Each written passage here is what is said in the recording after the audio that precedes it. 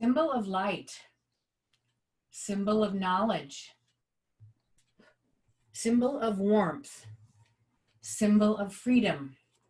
We light this chalice as a symbol of our faith. We gather here to celebrate hope and the infinite possibilities of love. Well, good morning. Welcome, everyone. Happy Sunday. It's August 2nd, 2020. We are now in August. Great that all of you can join us this morning via this unique Zoom communication format. Today is our 6th event in our 2020 Summer Forum Speaker Series. Our 6th speaker this morning is Randy Dreyer. Randy is the Presidential Honors Professor in the University of Utah's Honors Program, a University of Utah law professor, and an affiliated member of Utah's largest law firm, Parsley's, Bailey, and Latimer. He earned both his bachelor's degree and his law degree from the University of Utah. He has taught courses on privacy, media law, media ethics, and social media law. The title of Randy's presentation is Facial Recognition, the Final Nail in the Privacy Coffin. Provocative subject. When Randy concludes his presentation this morning, we'll take 1 minute for the offering. The reason why is that the fact is that we're meeting today virtually via the Zoom communication format, but spiritually, we're meeting within the First Unitarian Church of Salt Lake City. So with that in mind, then we're going to, after the offering of 1 minute, Randy will be happy to engage in a lively question and answer period until 11 a.m. We'll finish right at 11 o'clock this morning. You all know that there's no such thing as a bad question. So please pose your questions in the Q&A holding room, and I'll be happy to see those and read them aloud for Randy's response. Okay, so with that in mind, Randy, welcome. This Zoom format is yours. Well, thank you very much, Tim, and I'm certainly delighted to be here. I appreciate the opportunity to talk with everyone today on a very timely topic.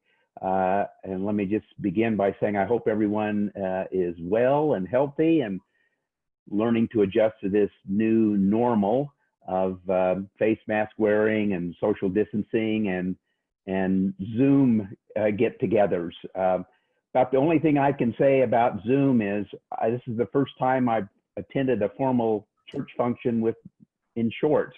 But I'm delighted to be here, and I'm delighted to talk about a topic that I think will be front and center in all of our minds, certainly in our legislative and other policy leaders in the next coming year, and that relates to facial recognition, a technology that I think, if left unregulated, poses an existential threat to our civil liberties and will be the final nail in the privacy coffin. So I'm going to share my screen now, and I've got a few slides that will be hopefully illuminating for you.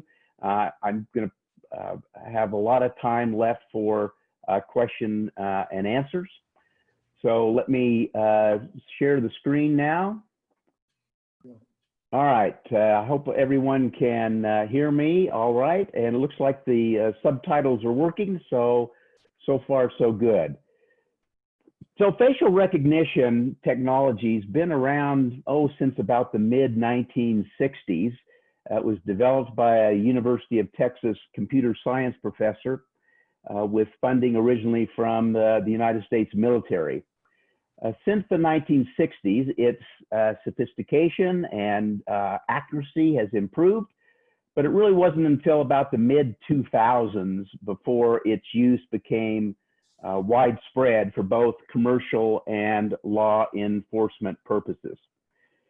Well, today, with the ubiquity of cameras and the ability to cheaply store photos in massive databases.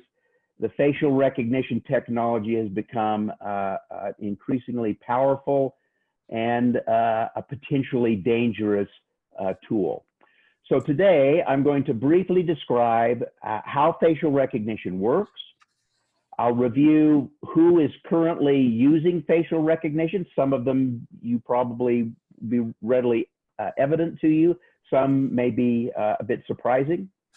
I'll next identify what are the primary concerns with this technology.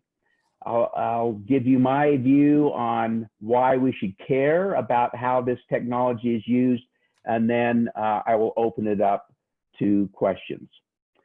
So one of the things I'd like you to do is, I'm sure you've all got a pen and paper there in front of you.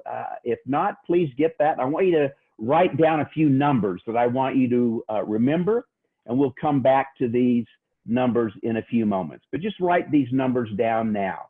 250,000, 25 million, 50 million, 641 million, 3 billion, and 250 billion.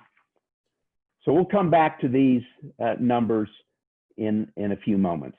But let's start off with, what is facial recognition and how does it work? Well, when you boil it all down to its essence, facial recognition is just simply a way of recognizing a human face through technology, through the use of biometrics and the use of algorithms and artificial intelligence. So most facial recognition systems use biometrics or body measurements to map out facial features from either a photograph or a still of a video. Most facial recognition systems map out at least 68 to 70 different facial features, such as the distance between your eyes or the distance from your forehead to your chin, how wide your lips are, how wide your nose is. Different facial features are digitally mapped, if you will, and a face print is created, essentially akin to a fingerprint. And with the exception of identical twins, everyone's face print is a bit different. So it's important to understand that facial recognition is primarily used for two purposes. For authentication, that is to confirm that you are who you claim to be, and it's also used for identification. In other words, to identify an unknown person. And it's this latter purpose, identification, that is the most controversial use of facial recognition.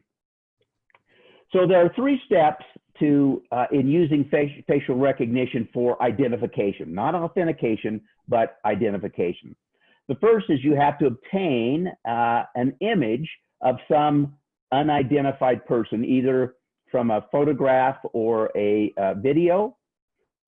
You use the software in the system to convert that image into this digital face print that I mentioned before by mapping these various facial biometrics. And then finally, you compare that face print against a database of persons whose identity is known. And the algorithm then takes this face print and searches that database to identify a match.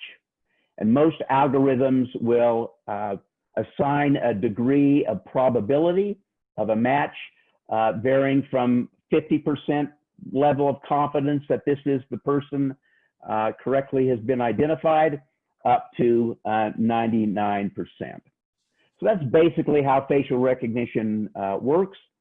It's really a more sophisticated way of getting a fingerprint, but using a different biometric facial characteristics. All right, so who uses facial recognition? Well, quite a few people are currently using it, some of whom you'll probably immediately recognize. Mobile phone makers use it. Here, it's using facial recognition to authenticate a person, and facial recognition is a substitute for a password. You unlock your latest iPhone, instead of typing in your password, you just hold your phone up in front of your face, and it then identifies you because you have previously uploaded to your phone a photograph of you. Most phones now have this similar capability. So this just provides a way of telling your phone that you are who you say you are, and you use it in lieu of a password. It's a lot more secure. Passwords can get stolen. Passwords can be hacked. But when you purchase your phone, you take several photographs. The phone creates a face print. It stores it only on the phone. It does not go to Apple or whoever on any other server. And then when you point your phone towards your face, it recognizes the previously uploaded image, compares the face print to that image, and then unlocks it. So it's very important to know that that's one common use of facial recognition. That's not the use that is controversial, but certainly that's one of a commonly known and recognized application of facial recognition. Airports are beginning to use facial recognition, not to identify unknown individuals, but to authenticate who you are. You've got a boarding pass. Instead of showing your driver's license or your passport or some other identification, you now, for those airports that have implicated facial recognition, you now merely stand in front of a camera. It will authenticate, search a database that has your image already in it, usually from your passport photograph or from some other government ID. JetBlue and Delta are using face prints in lieu of tickets and in lieu of boarding passes. They like to use it because it's a much quicker, more efficient way to check in. President Trump has issued an executive order that is requiring the use of biometric entry and exit systems at the top 20 airports for all international flights by 2021. So, of course, there's not a lot of air travel right now, but once the coronavirus is under control and people begin to travel internationally again, you'll most likely run into this facial authentication process at airports. Schools are beginning to use facial recognition. This is something that's just beginning to be developed, but it has application for taking attendance, for school safety, to make sure that people who are present in a building, a school building, are an instructor or a parent who's on an approved list to pick up a child or a student. Earlier this year, there was a school district in Lockport City, New York, that became the first public school district to install a facial recognition system. That system was installed in all 8 of the schools in the Lockport City School District. Its ostensible reason was to ensure safety of its students and teachers. There was quite a bit of pushback from privacy concerns from parents and students. There were 300 cameras installed in the schools, and they captured the faces of everyone who entered the grounds, and it determined automatically whether any face was on a list of what the school board called persons of interest.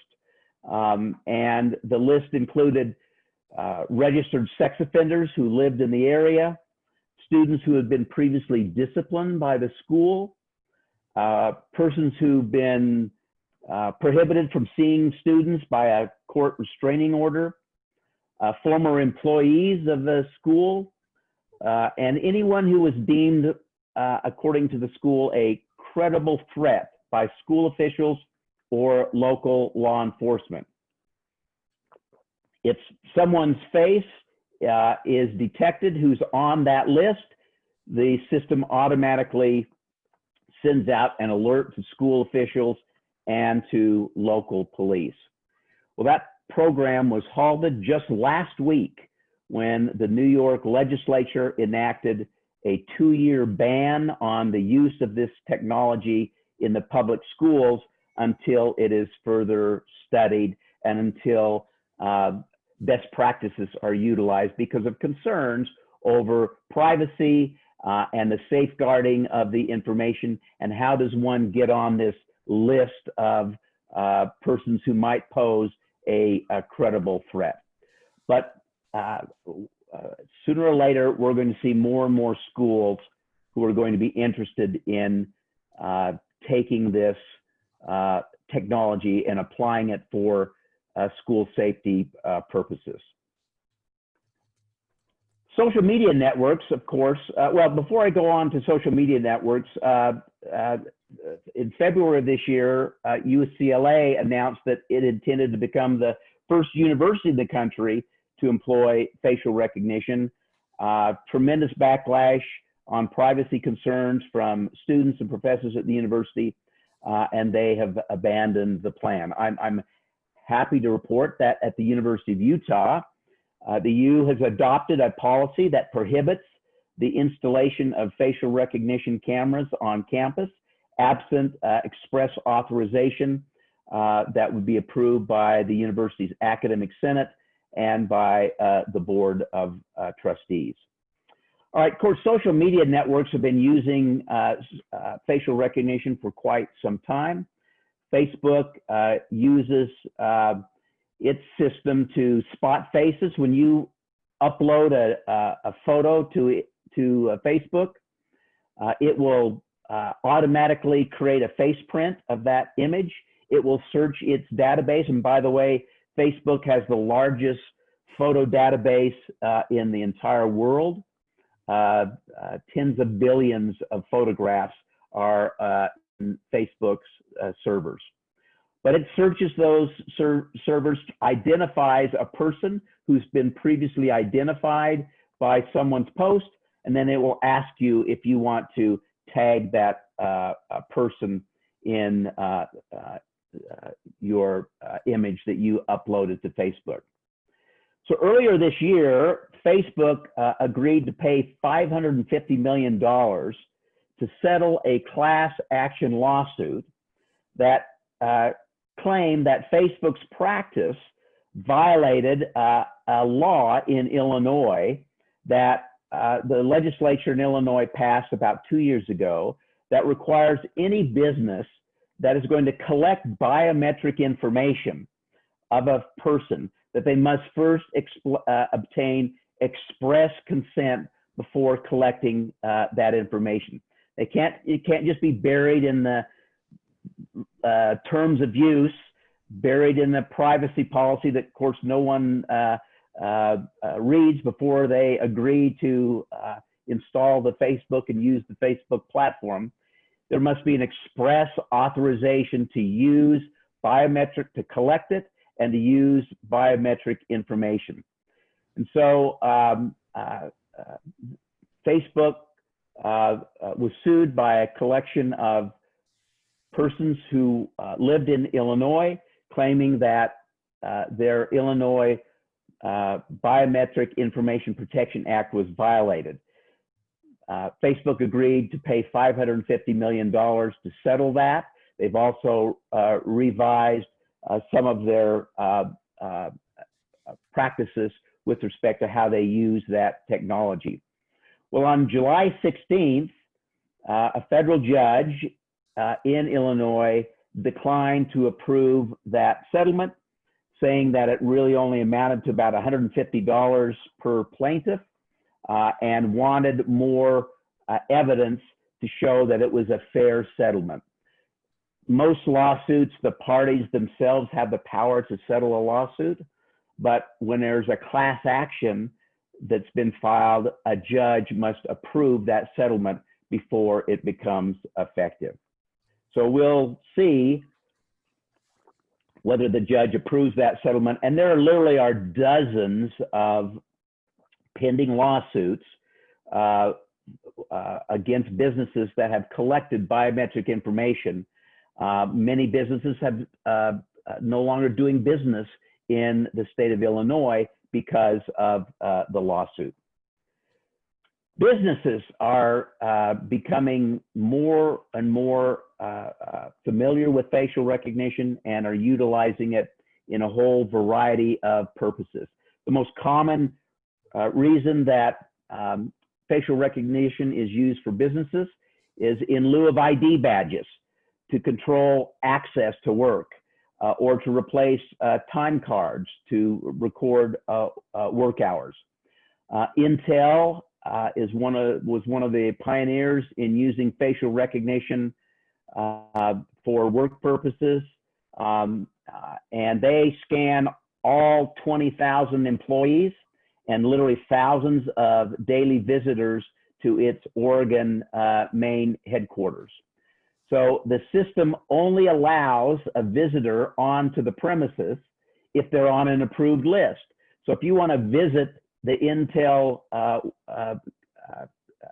headquarters, you have to obtain a permission to do so. You have to be invited by an official at Intel. You must submit an image and verify that that in fact is you before you're allowed to step foot into the headquarters. Instead of having an ID badge that you're giving as a guest pass, you merely have to show up. You'll be on the approved list. A camera will scan your face and identify that you are who you claim to be. Intel's been subject to a little bit of controversy because visitors' images are kept on Intel servers for up to 2 years. Chase Bank allows customers to log in to their mobile banking apps using Apple's Face ID. Hotels are beginning to use facial recognition. There are several Marriott hotels in China who are using facial recognition for guests to check in and even to obtain their room keys and pay upon departure. Of course, in China, which the government uses facial recognition to keep track of citizens and to control dissent, they're quite used to the use of facial recognition technology. Ford Motor Company and General Motors are testing facial recognition for driver authentication to help reduce car theft by programming the car to start only if there's a little dash camera mounted above the steering wheel, and only if the driver's face is recognized as a person authorized to operate the car will the car start. These automobiles are also, if they recognize the particular driver, it'll automatically adjust the seat position, the climate settings, turn on whether they like NPR or Fox News or whatever it might be, automatically set up those settings based upon the recognition of who's driving the vehicle. So all of those are examples of authentication. Target and Walmart are using it also to detect shoplifters. So quite a few retail stores are beginning to use it for those purposes. McDonald's, Kentucky Fried Chicken, and 2 hamburgers in California and Florida have just in the last couple months have rolled out facial recognition in kiosks to expedite the ordering and payment by regular customers. And CoverGirl, a well-known makeup company is allowing makeup shoppers to sort of virtually try on makeup by using an in-store augmented reality mirrors that make a face print of the customer and then show them how they would look with different makeup applications and different hairstyles and things of that nature. Sporting venues have been one of the businesses that have used facial recognition fairly early on. Madison Square Garden has been using facial recognition for years. Several NBA basketball arenas and other facilities that host large events like concerts and festivals are using facial recognition to identify known criminals or others who are on, say, a terrorist watch list or things of that nature. So they are using facial recognition to identify known individuals. So in that sense, they're authenticating persons who they are. The 2020 Tokyo Olympics, before they were postponed until next year, they're scheduled to employ facial recognition again for access control. Who has access to the Olympic villages? Who has access to the various fields of competition? Who has access to the accredited media facilities? And they'll also be using facial recognition just to scan the crowds to search for suspected terrorists. But by and far, the most widespread use of facial recognition, and the one that is certainly the most controversial, is the use of facial recognition by law enforcement. So of course, law enforcement regularly uses facial recognition to identify criminals, much like they use fingerprints now. But it's also used to identify and locate potential crime suspects, witnesses, and missing persons. And law enforcement also uses it for surveillance and tracking of persons and monitoring public activities such as concerts, sporting events, and protests. Facial recognition has been used to monitor a whole variety of protests around the Black Lives Matter protests of recent. They first came to sort of public prominence when the Baltimore police used facial recognition to identify the protesters surrounding the death of Freddie Gray when he was died while in police custody in Baltimore. That led to the arrest and charging of several protesters. So the vast majority of federal, state, and local law enforcement agencies in our country now utilize facial recognition in one form or the other, and it has really become the primary tool in identifying, locating, and surveilling criminals and suspected criminals. Okay, let's go back to these numbers. Remember, I had you write down these numbers. Do you remember them? Hopefully you wrote them down. These numbers probably most dramatically illustrate the pervasiveness of the use of facial recognition, the pervasiveness of surveillance cameras in our society today, and the staggering number of images that are being stored and are available and to be accessed by facial recognition systems. So let's review some of these numbers. All right, 250,000. That is the number of police body cameras that are existed in the United States today. Now, no police body cameras that we're aware of are currently equipped with real-time facial recognition, but the technology is available. There's one manufacturer Wolfcom, that claims to have developed the technology for real-time use on police body cameras and is currently testing that product with the small police department in New Mexico. Now, this has frightening, in my view, frightening implications for civil liberties.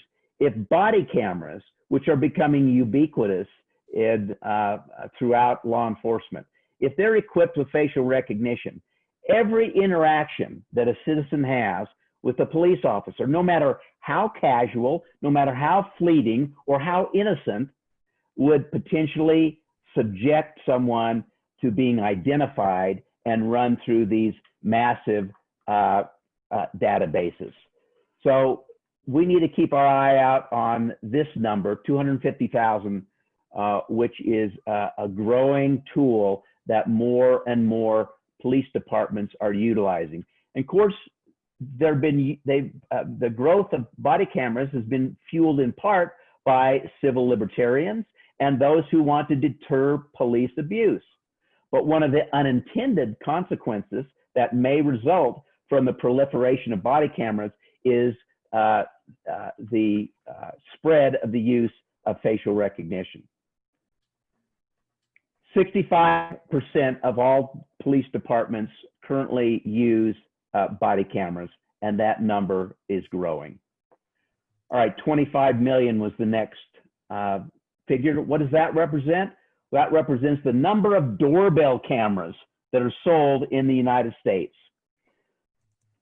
Now, how does that implicate facial recognition, you might ask? Well, Ring, the largest manufacturer of doorbell cameras, they have instituted a partnership with more than 1,000 law enforcement agencies where the persons who purchase the Ring system, which are operating whenever they detect motion, the video cameras will be triggered. So this partnership with these 1,000 law enforcement agencies where persons who have a Ring system can allow police to access their home video footage upon request, simply upon a request without a search warrant. Ring also makes what are called stick-up cams that are really cheap. They're battery powered. You can place them anywhere. You can place them inside or outside of a house. And these devices are becoming so common, they're kind of normalizing personal surveillance. So not only is law enforcement surveilling citizenry, but we're kind of voyeuristically surveilling our neighbors and each other. So Ring currently does not equip any of its doorbell or stick-up cams with facial recognition, but certainly the video that these doorbell cameras are capturing, they can be shared with the police, again, without the necessity of a search warrant, and then the police can subject those photos through their facial recognition databases. Clearly, there are safety implications. People are getting them, because there was a rash of Amazon packages were being stolen from porches. People are away and want to monitor who's coming onto their property. So there's some legitimate reasons why people, for security and safety purposes, are purchasing these cameras. It's a way you can have a camera monitor your child, which is in a different room. You're away from your home, but you have dogs.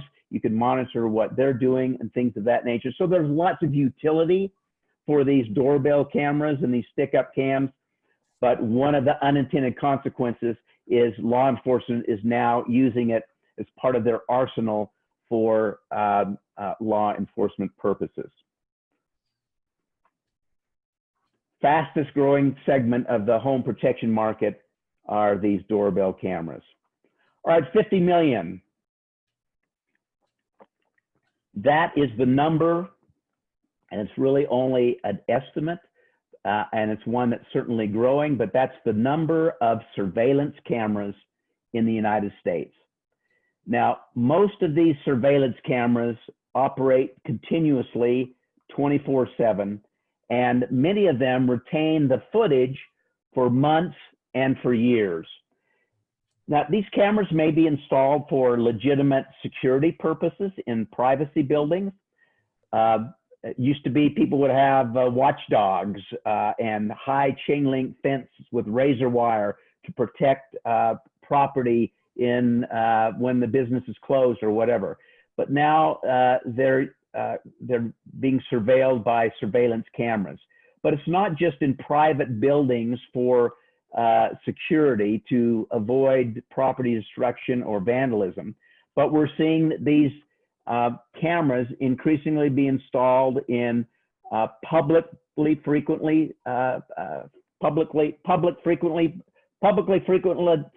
spaces like street intersections, on freeway overpasses, in parks, in zoos, in shopping malls, in town squares. UDOT, Utah Department of Transportation, operates over 1,000 freeway cameras. Of course, they use it for traffic control and things of that nature, but the law enforcement has the ability to tap into those cameras. I'm sure most of you have been to New York's Times Square. Well, there are dozens of video cameras that are running around the clock, and they're publicly accessible. Any member of the public or law enforcement may connect to those cameras on the web. So there are literally tens of thousands of persons who walk through Times Square every day. Well, real-time facial recognition would allow these otherwise anonymous persons, visitors from Germany, visitors from Salt Lake City, who are just walking on a public street, walking on their way to a Broadway show or what have you, walk through Times Square. Law enforcement now has the ability through facial recognition to identify those individuals. So there's a website called EarthCam. That's a worldwide network of live streaming video cameras. And it literally allows you to connect via the internet to hundreds of thousands of live cameras that you can access in real time. Now, the company's slogan is "Where the world watches the world."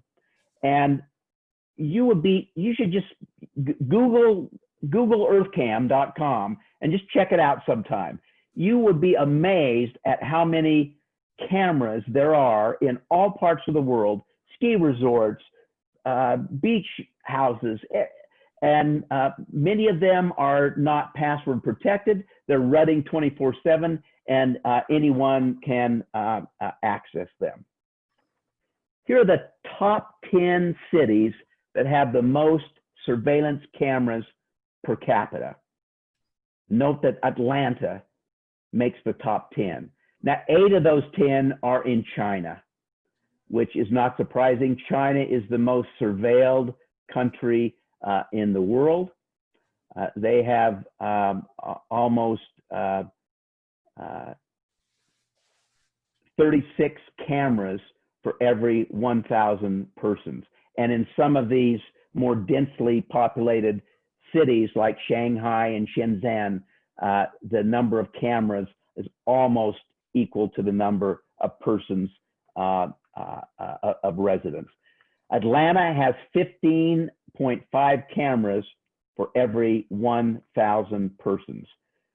Now, these cameras aren't equipped with real-time facial recognition, but their video feed is running constantly, and law enforcement and others can access that video, and assuming a person's face is captured on the video, then it can be run through these massive government databases. A face print is created, and then an algorithm searches the massive database to determine a match to identify a heretofore unknown person.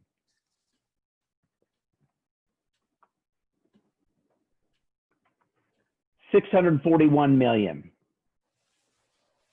if we were live now in person, you know, I'd ask for a show of hands about who wants to guess what that reflects. My guess is most of you probably wouldn't know, and there's really no reason for you to know, but that is the number of driver's license photos that are in state DMV offices. There are 21 states, including Utah, that allows the FBI, Homeland Security, and the Immigration Customs Enforcement to access DMV photos for the purpose of identifying a person. So law enforcement has a photo of a suspect. They don't know who that person is. Their fingerprints don't show up in their national crime database. They don't know who the individual is. One way they can find is to go to these 21 states and do a search of all of the driver's license photos to determine whether or not this person can be identified. 641 million Americans have their photos with their identities linked to them, as well as their height, weight, residence, and other information, all through the state driver's license Department of Motor Vehicles, used for regulating access to vehicles and for identification purposes.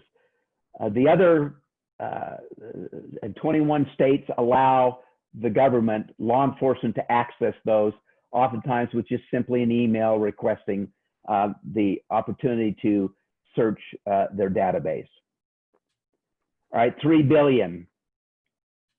This is a figure that will probably shock a lot of you. It's relatively recent revelation, but it's the number of images that a private company called Clearview AI, which stands for artificial intelligence, it's the number of photos in Clearview's AI database. It's a private company that has scraped photos of individuals from social media networks such as Facebook, Instagram, YouTube, Venmo, and thousands of other websites where people have identified themselves, posted their photo as their profile, and identified not only who they are, but where they live and various other identifying information. So how this Clearview artificial intelligence database works is if you upload a photo onto this Clearview database, it will scan these 3 billion images that it has in its database after it converts your image to a face print, and then it'll spit out photos that it matches up. So it's a way for a person to see where their photos have shown up on the web, and then it attaches a link to where those photos appear. There are now more than 600 law enforcement agencies that have signed up for a fee to access this Clearview technology. This is literally less than a year old, and it's been used to make arrests in 49 states and also been used to identify victims of child sexual abuse. So critics of this app, and that's what it is that its underlying technology is completely unregulated. It's not been independently tested for accuracy. And as we'll learn in a few moments, there are lots of concerns with accuracy over facial recognition algorithms. Recently, Facebook, LinkedIn, Twitter, and YouTube sent cease and desist letters to stop Clearview from scraping the photographs from their database, alleging that it violates their terms of use. I'm sure we're going to, Facebook and Twitter will end up litigating that issue right now. The Attorney General in the state of New Jersey has banned the use of Clearview app by officers in the state because the algorithm is sort of a black box. It's a proprietary algorithm that Clearview does not want to share how it works, what its accuracy rate is, and whether or not it has any bias towards any particular group. And so the New Jersey Attorney General has banned its use. Randy? Here's our, yes. Yeah, it's now 10:47, so we're running short of time, about 12 to 13 minutes left. Can we stop here for a moment for the offering, and then have several questions also in the Q&A. We just want to alert you to the fact that we're running short of time. Great, let's do that. Let me just finish. The 3 billion is the 250 billion is the number of photos in Facebook's database. Right now, Facebook does not allow law enforcement to access it, but that certainly could change. All right. Okay. Back to you, Tim. Great. Thank you, Randy. Okay, let's take just a moment, as promised earlier, 1 minute for the offering. 1 minute.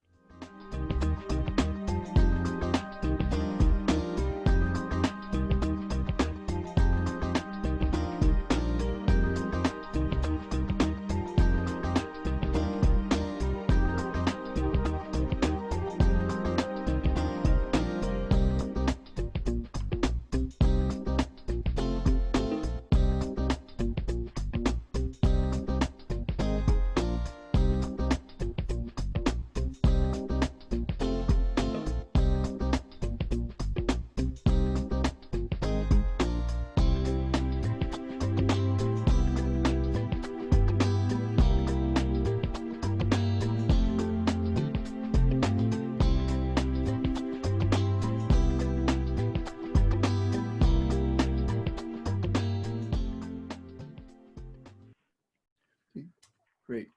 Okay. Please type your questions into the Q&A and I will read them aloud. But Randy, I know you had one last statistic you wanted to speak to, and then I'll pose those questions to you and we'll move through them very rapidly and then let you conclude. All right, great. Well, I apologize for kind of going over. I really intended to have much more time available for questions, but let's get to that. The concerns with the use of facial recognition are it's invasive of people's privacy. There's a real concern over inaccuracy, and then also a concern over racial bias. So ACLU used Amazon's facial recognition software to run the photos of the members of Congress through a police database of mugshots, and 28 members of Congress were incorrectly identified as having been arrested for committing a crime. And in addition to inaccuracies, there's it's well known that most algorithms have a problem with racial bias. There have been several studies, the most recent one in December of 2019, the National Institute of Standards and Technology, which is a federal agency, they found that they tested 189 different facial recognition algorithms from 99 different developers, and they found that the system falsely identified African American and Asian faces 10 times to 100 times more than Caucasian faces. This is not a theoretical concern. This is a photograph of an individual who was falsely arrested and charged with a crime for a robbery of a jewelry store based upon him being identified through facial recognition. Turns out he was not the person. And the perpetrator ended up with an apology after he spent 2 days in jail and was formally charged by the Detroit Police Department. So it's not as accurate.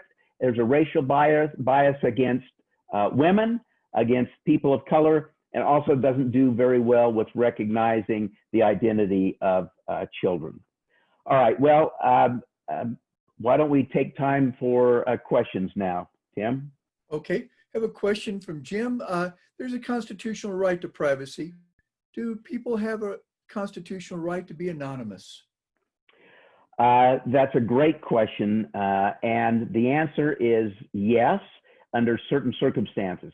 So, for example, you know, a lot of the, think back on the Federalist Papers, those were written with pseudonyms.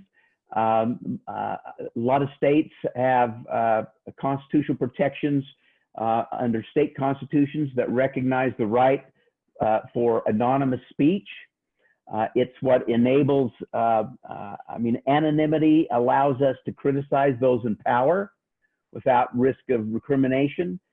We have a lot of protections, legal, that are either constitutional or statutorily based, that allow women, victims of sexual abuse, to make accusations by being anonymous.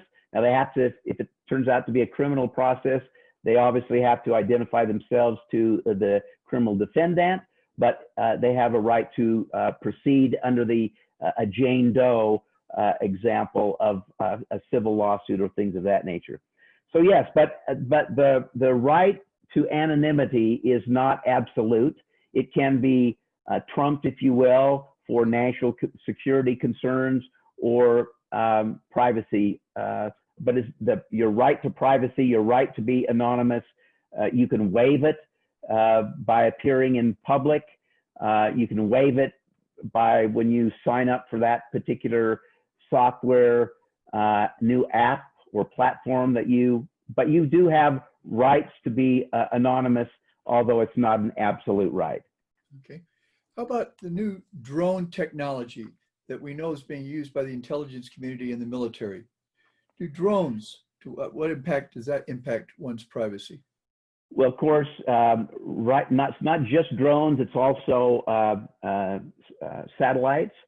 As the technology gets more and more sophisticated and more accurate, drones equipped with facial recognition, again, it's probably not going to be able to be real time, but drones could take a video.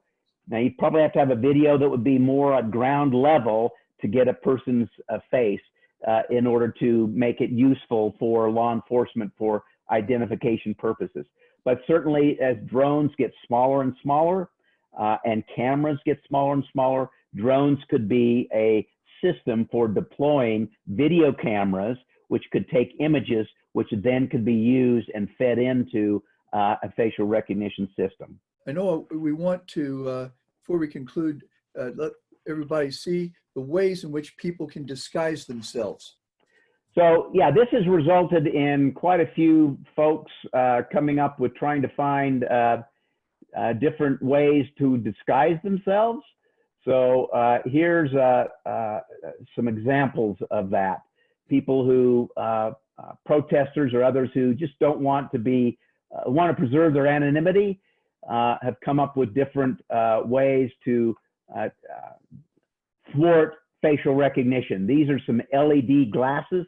Once they're turned on, facial recognition technology uses infrared to scan your face and create a face print. The LED lights interfere with that ability to do so. Let me ask you, Randy, we're in Salt Lake County. Yes. Do we know if the National Security Agency's reconnaissance facility in the southwest corner of this county, this valley, analyzes facial recognition? Well, the short answer is we just don't know.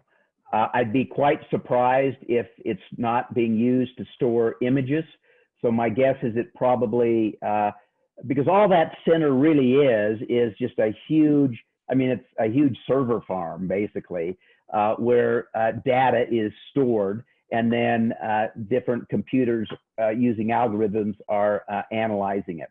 So I'd be quite surprised if it's not being used, but we just really don't know. It's not clear whether this using makeup would actually thwart facial recognition. But anyway, any manner in which you can cover your or mask your face will thwart facial recognition.